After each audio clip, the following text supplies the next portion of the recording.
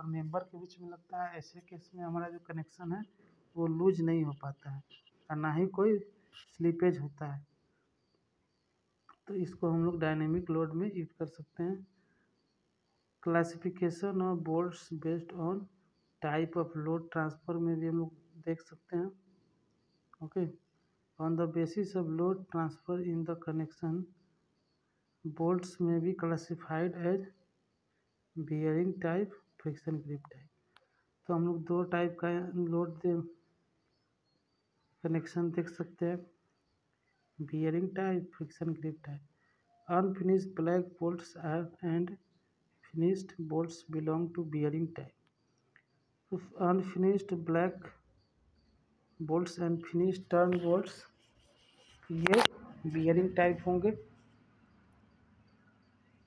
This transfer shear force from one member to other member by bearing। तो ये bearing के through one member to other member transfer करते shear force, whereas high strength friction grip bolts belong to friction grip type। since this transfer shear by friction के through जो हमारा washer है वो ले लेता है। Advantages of high strength friction grip bolts over bearing bolt। तो HSFG bolt का क्या क्या एडवांटेज है? The following advantages over unfinished और फिनिश्ड बोल्ट्स क्या क्या हो सकते हैं? First, joints are rigid, that is no slip takes place in the joint. तो ज्वाइंट्स हमारा क्या होगा? रिजिड होगा, कोई स्लीपेज टेक्स प्लेस नहीं होगा, कोई स्लिप नहीं होगा। As load transfer is mainly by friction, the bolts are not subjected to shearing and bearing stress.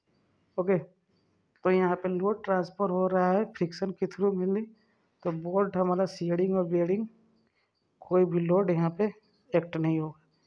High static strength due to high friction resistance, तो हमारा हाई स्टैटिक स्ट्रेंथ भी होगा friction के through.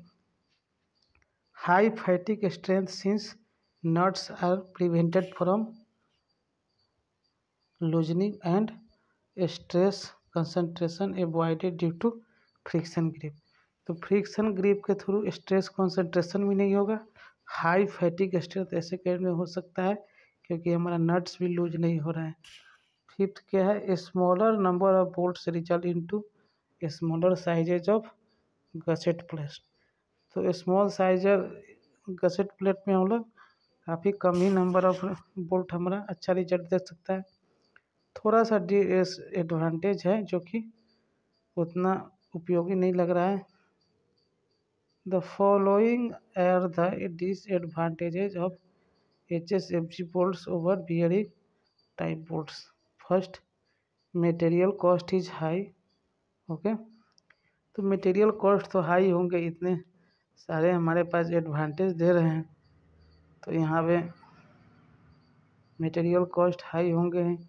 The special attention is to be given to workmanship, specially to give them rigid amount of tension. तो हम लोग को वहाँ पे बेटर अटेंशन देना है कि स्पेशल अटेंशन के थ्रू ही हम लोग रिजिड टेंशन वहाँ पे दे पाएंगे बोल्ट को। अब advantages and disadvantages of bolted connection, यहाँ पे होलसम दिया हुआ है advantages and disadvantages.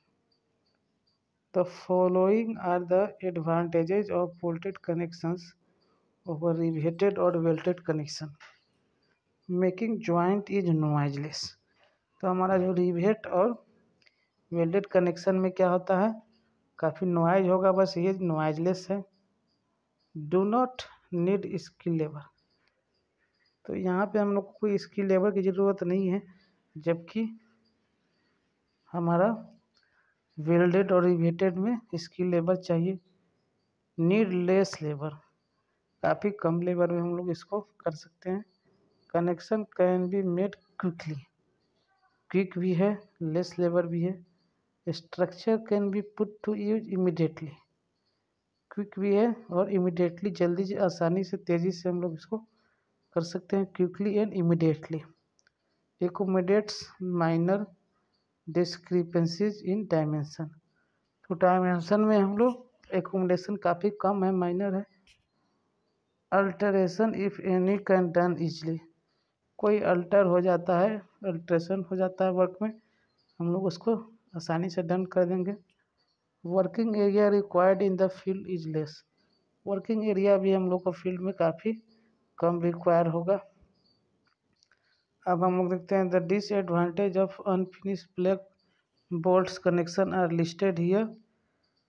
However, it may be noted that most of the disadvantages are overcome by using high strength field friction grip bolts. तो जो भी इसके डिसएडवांटेज है वो high strength friction grip bolt उसको कम कर देंगे। फर्स्ट क्या है, tensile strength is reduced considerably due to stress concentrations and reduction of area at the root of the thread। तो रूट ऑफ द थ्रेड पे हमारा क्या हो रहा था, एरिया थोड़ा सा रिड्यूस हो जा रहा था, रिडक्शन हो रहा था। तो वैसे केस में टेंसाइल स्ट्रेंथ हमारा रिड्यूस हो जा रहा है स्ट्रेस कॉन्सेंट्रेशन के कारण। Okay, rigidity of joints is reduce due to loose fit resulting into excessive deflections. तो लूज फिटिंग के कारण हमारा क्या हो रहा है, रिजिडिटी नहीं बन पाएगा, ऐसे केस में हमारा डिफ्लेक्शन एक्सेसिव हो सकता है। Due to vibrations nuts are likely to loosen endangering the safety of the structure.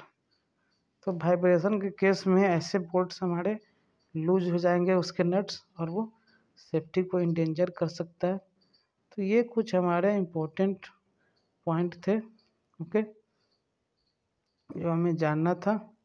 आप इनको स्टडी करेंगे प्रॉपरली, इसमें कुछ नहीं है, आप 2-3 बार इनको पढ़ेंगे, सारे के सारे पॉइंट आपके क्लियर होंगे। मुझे नहीं लगता है कि अब आगे हम लोग जैसे जैसे इसका डिजाइन तो न्यूमेरिकल पार्ट स्टडी करेंगे तो वहाँ से और क्लियर होते जाएगा। ओके, तो आज की क्लास में हम लोग इतना ही रहने देते हैं।